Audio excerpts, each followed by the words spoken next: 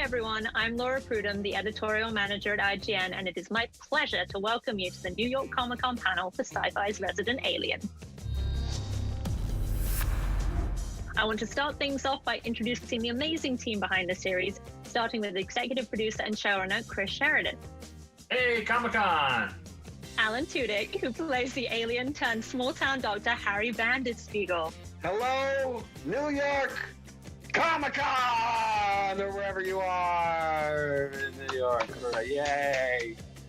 Next up, we have Sara Tomko, who plays Oster 12 Hi! Corey Reynolds, who plays Sheriff Mike Thompson. Hello, everybody! Woo! Alice Wetterlund, who plays Darcy Bloom. Hi. Saucy, I like it.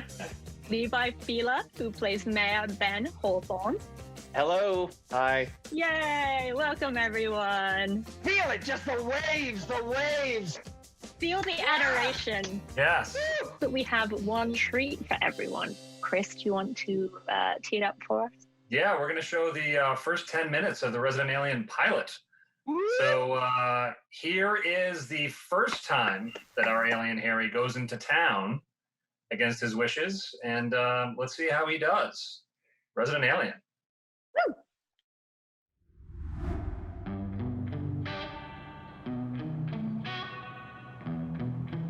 Spring. The birds are singing, the flowers are blooming, the sun warms the earth. Somewhere. Not here. It's 30 degrees out, it snowed 9 feet last winter, and 4 frozen sodas just exploded in my truck. Welcome to Patience, Colorado. Good morning, Hardy.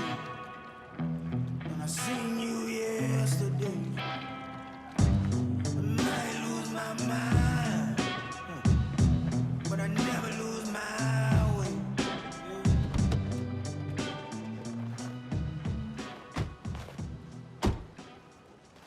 So this is the doctor by the lake everybody was talking about?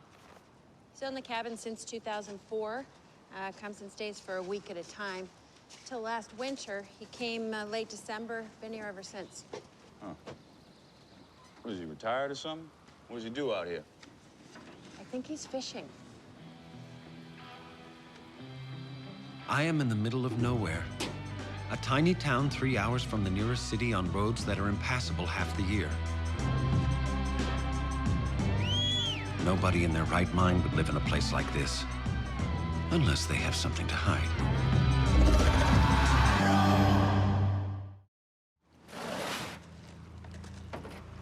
Excuse me, sir. You Dr. Harry Vanderspiegel?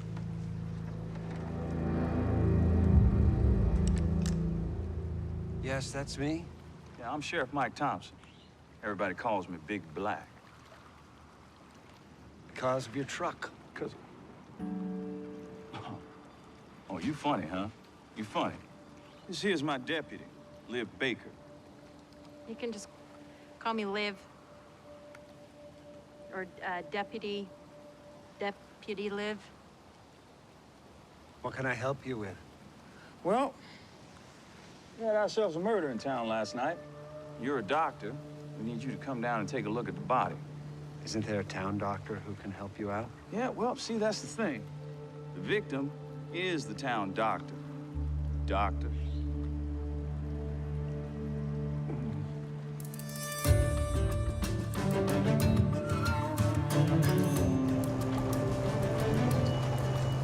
When Neil Armstrong became the first human to step on their moon, he said he wasn't chosen to be first. It was merely circumstance. Circumstance put him in the pilot seat on that mission. And circumstance pulled me from the pilot seat on mine.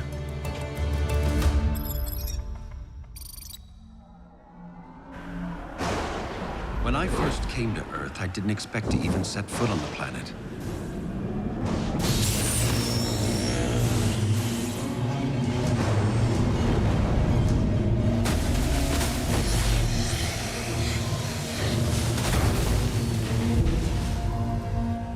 Circumstance. Stranded on an alien planet.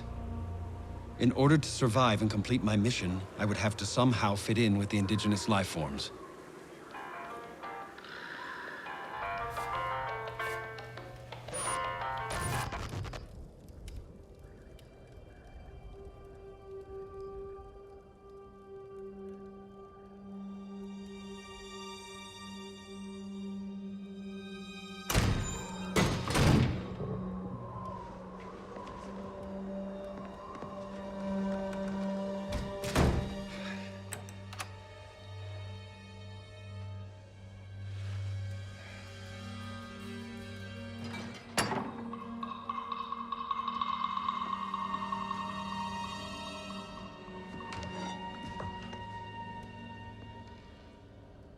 Is there someone in here?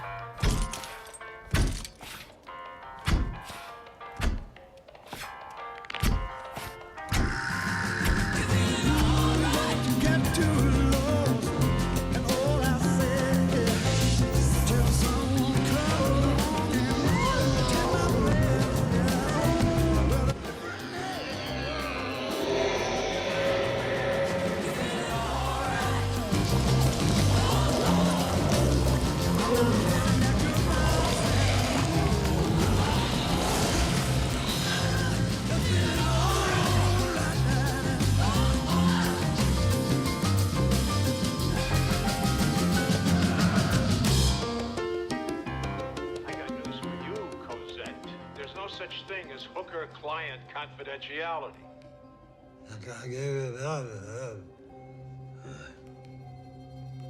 I got news for you, Cosette. I got news, Cosette. I got news for you, Cosette. I've got news for you, Cosette. I got news for you, Cosette. I've got news for you, Cosette. I got news for you, Cosette. I've got news for you, Cosette. When my ship crashed, I lost precious cargo, a device that I need to complete my mission. I have to find it before the snow melts, or someone else will.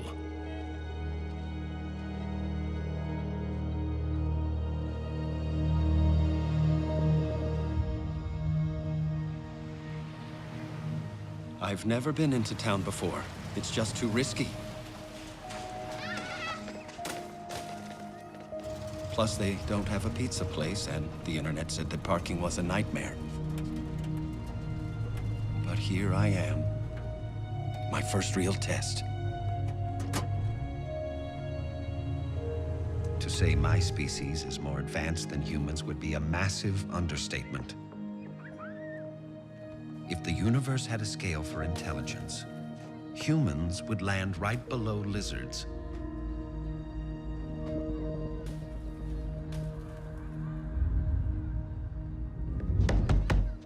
Well, waiting. Hello, Doctor. I'm Ben. I'm the mayor. Thanks for getting him, Mike. I told you to call me Big Black. Yeah, I'm not comfortable with that. Thank you so much for coming. Obviously, we had to close on the clinic, which has been a bit of a problem since the nearest hospital is over 3 hours away. The body is right down here.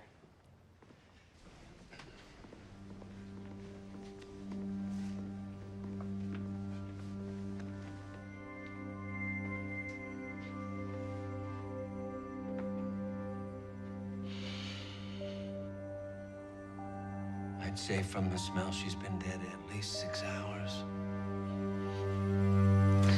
What the mother hell? You're not dead. Yeah, no shit. I was sleeping.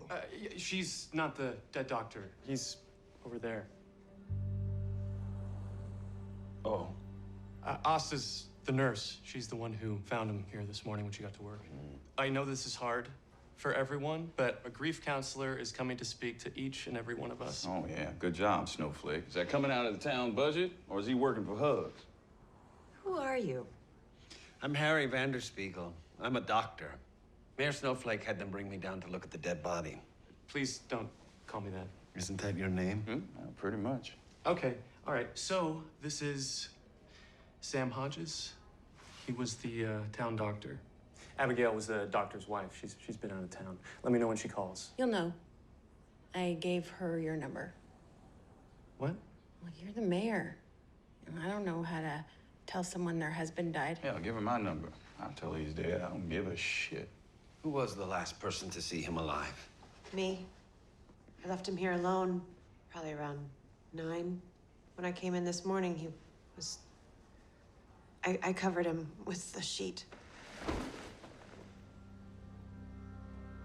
This is awesome.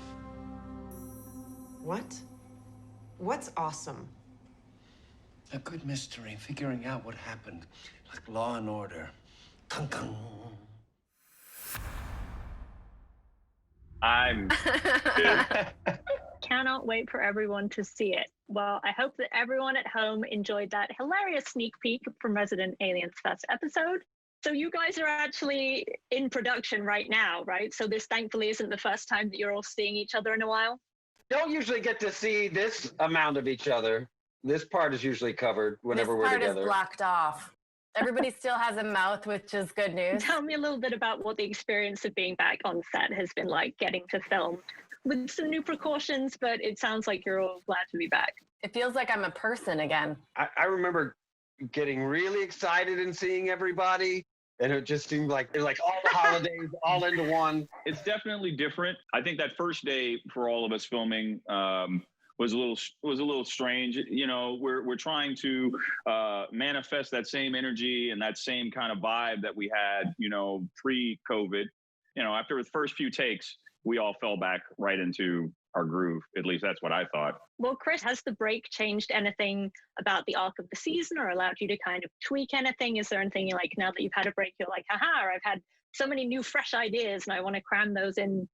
That's a great question. I think it changed a few things creatively just because you had more time to think about some things. And I think it gave a lot of the cast a chance to sort of think about their characters and sit with them a little bit. And it brought actually a lot of creative energy to this, coming back. We were very close when we stopped. We only had one episode, 1.5 kind of basically. Yeah. So this is really nice to get, we're days away. We know that the series is based on the Dark Horse comics by Peter Hogan and Steve Parkhouse, but TV is obviously a very different medium than a comic format. So Chris, can you give us a quick overview of what Resident Alien is about and how you approach the process of adapting it for the screen? Yeah, Resident Alien, the TV show, is about an alien who comes to Earth on a diabolical mission, and he crashes here, and he's forced to sort of take over the body of a doctor in a small Colorado town. He's on this mission, and he's lost the device he needs for this mission up on the mountain. So while he's performing his duties as the town doctor, sort of hiding and hoping nobody knows he's an alien, he's searching for his device at the same time to complete this sort of horrible thing that he's come here to do. And in the process, he's sort of getting to know the townspeople and getting to know what it's like to be human. Where are you going? Thou preparest the table before me. My cup runneth over. Oh, yeah. That ain't weird at all. I'm so sorry. Hey, Harry, this is not the time or the place. Has to be now. In an hour, he'll be underground with the worms. So intense. I like it. Not for everybody. First of all, Peter and Steve did such an amazing job with the comic. I absolutely love it. But, you know, TV is a different medium, so I had to, look at it a little differently. And the alien in the comic was, very observational of humanity. And that was, to me, the most amazing thing about it. So I wanted to keep that. I gave him a little bit more of a drive and gave him a little bit more of, he's up to something in the TV show. But at the same time, we try to keep as much as we can from the comic. Of course, it took effort to adapt it, but what we started from was so amazing that I think a lot of that still comes through in the show. In the pilot, you start to see some of the pictures in the comic book written by Peter Hogan and the incredible art by Steve Park House that comes to life, which I think is just pretty amazing. That I think the fans of the comic book will really love seeing the actual picture from the comic book kind of come to life in the pilot. It would be great to hear a bit about your characters from each of you and whether there was kind of anything specific that you brought to the role that wasn't originally in the script, whether that's a bit of backstory or something that the writers kind of incorporated into the character after seeing your performances. Ooh, okay. I play Asta, 12 Trees, and it's been an honor to play such a multi-layered, vulnerable, raw character. Sara plays it wonderfully as well. Thanks, Chris. Incredible. Why do you think she's so willing to give Harry a chance, considering how very, very strange she is? The thing I think that Asta and Harry have in common is that they're both outsiders. And while she has no idea that he's an alien, there is something different and off about him. And while it kind of, I think, makes other people question him, it really kind of brings her in because it's something she recognizes. I've always been an outsider. Maybe that's why I understand you.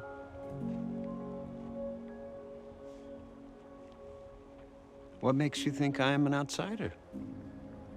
You're just different. Corey, tell us a little bit about Sheriff Mike. Mike is an outsider as well. I think that's a common theme. I think Mike tries his best to hide how insecure he is. And his mechanism for hiding that is being an asshole to everybody. Yeah, that's kind of his thing. My goal was to try to create a character unlike any other African-American character on television before.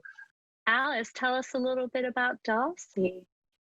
I basically invented the character of Darcy. There was an idea of having sort of like a ditzy blonde, sort of like kind of bubbly lady. And I came in and I have brought, I think, a bit of darkness to the role that it gave even more lightness to Asta's character. Hi, Darcy. That's my favorite thing about playing Darcy is the friendship with Asta and how deep that goes. I've never had an opportunity to play like a female friendship like this that feels so incredibly real. And, you know, and it's not hard acting work because I love Sara, but, you know, it is, it is. You're making me emotional over here. Yes. Do you know that I wanted that? You know I wanted that. Levi, what do we need to know about Mayor Ben? Mayor Ben. He is, well, right before we meet Ben in the pilot, he's been doing the usual kind of small town mayor things, you know, helping old people across the street and like pulling the occasional bingo number out of a hat. And frankly, I feel like he's been overwhelmed with even just that small of a responsibility. So now he's in this constant state of just losing his mind. And I feel like every time I chime in to say something, all the fans listening are like, "Who are you? Shut up and go back to Alan. We want to hear more from Alan." Oh my God, Levi, is that what's happening in your head? No, not really, man. See, this is why he was cast as Mayor Ben. Yeah. Exactly it. I'm not writing Mayor Ben. It's just Levi. Mayor Levi, basically. I usually have a much different haircut. That's the only difference between me and the character.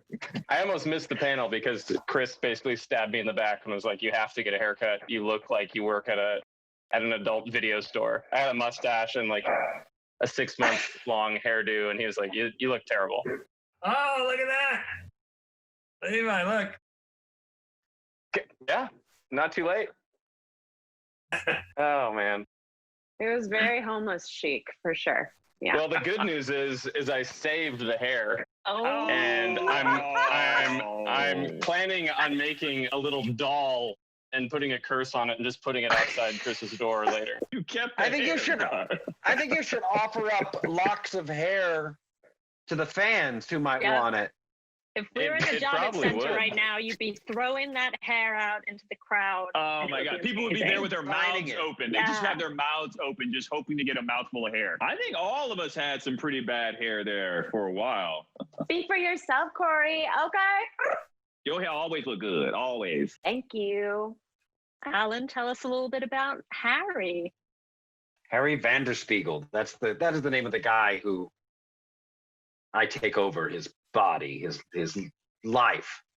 Everything is new to him. So as an acting challenge, it's a lot of fun because it's, just walking, using the body that he's now occupying.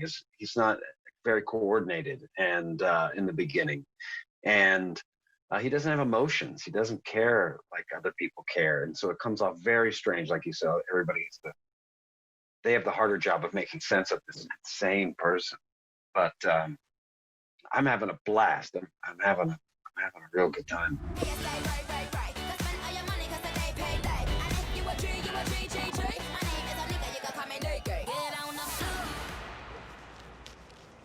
You okay to drive home? Or are you gonna dance home? That would be fun, but impractical. You're kind of building him from the ground up. He's kind of learning everything from the ground up. So how did you kind of settle on his physicality and this is a very drama school type exercise of when you go to drama school, they're like, you don't know how to walk, you don't know how to talk, you don't know how to sit down, you don't know how to act, you don't know how to do anything. This is just that part of it, of learning to walk and talk as the mechanisms of your mouth, how your mouth forms words, as it goes, pushing the breath over the tongue, and then he gets better at it. He doesn't talk like that. It's beautiful. It's very moving. It's serious. There's action. Lots of sci-fi stuff. Effects are happening left and right for everybody in the Comic-Con world there. It's really cool. And I love the tone of the show. It has a very kind of dry, twisted sense of humor, but also balances these really human, grounded moments. So I was curious about the process of filming it. Is there kind of room for improv while you're working? I did have a conversation early on where I said, look, if you want to change stuff, just let me know ahead of time and we'll talk about it. These actors, and I mean, in 28 years of doing this, I've never ever worked with a group of actors like this. They're amazing. It's really such a group effort, and it's really kind of magical when it works out like that. It is unique in this industry to have a showrunner that trusts our ideas as much as he does. That's not something I've experienced a lot of. So this is super, super special. And everybody who he's cast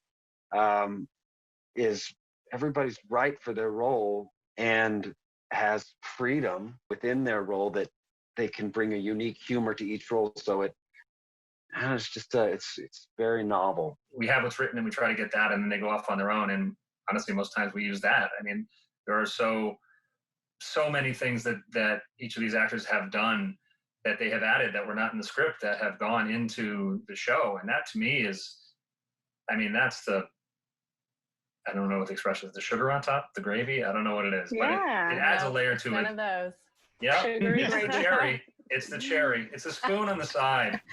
It's sure. No, it's no. It just takes it to another level. It's a dream.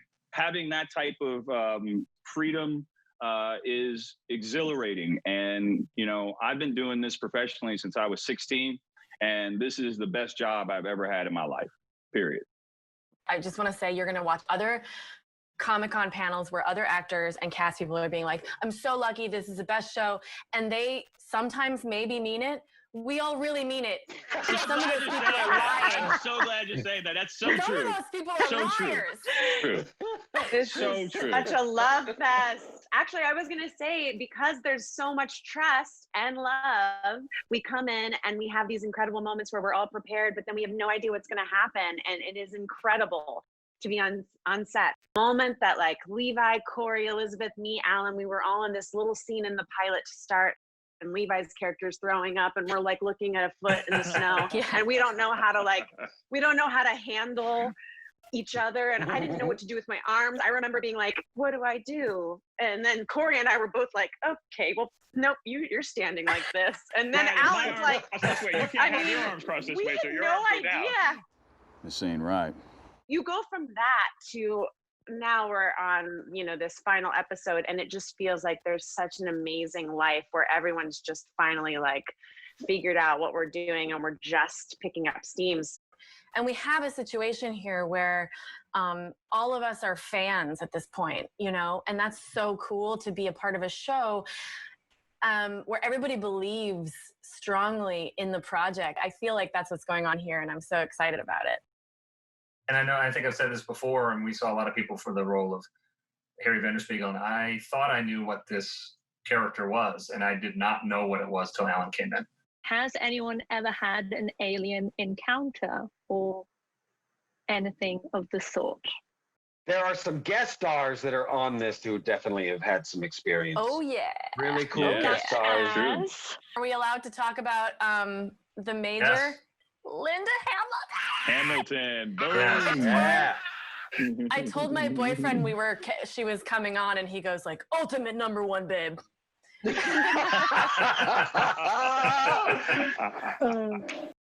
It's a good nerd show. I think it's a really It is a good nerd show. A lot of pew pew. Yeah, it's good. We do an episode later on in the season where Harry and Asta go to an alien convention.